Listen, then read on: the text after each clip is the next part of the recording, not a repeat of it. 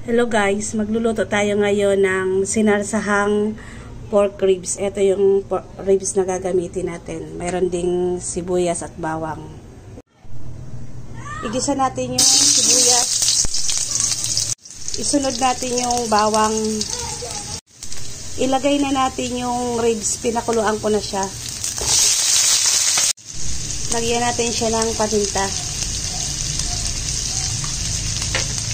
At saka oyster sauce.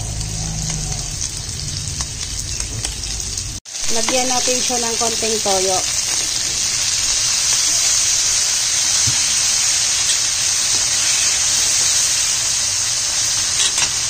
At saka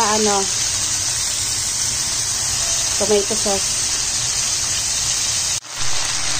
Ilagay na natin yung Sprite.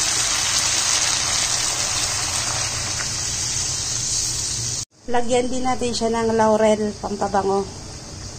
At saka tubig, pampalambot. Palambutin muna natin siya, takpan natin. So, tanggalin muna natin tong ribs, ilagay natin dito. Tapos, lalagay na lang natin mamaya yung sauce. So, ayan na, ilagay na ulit natin yung ribs.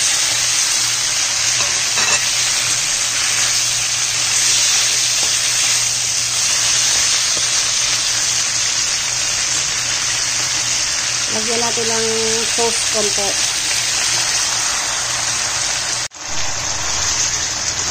So, ito na guys, luto na. So, ihanda na natin yung extra kanin. Bye-bye!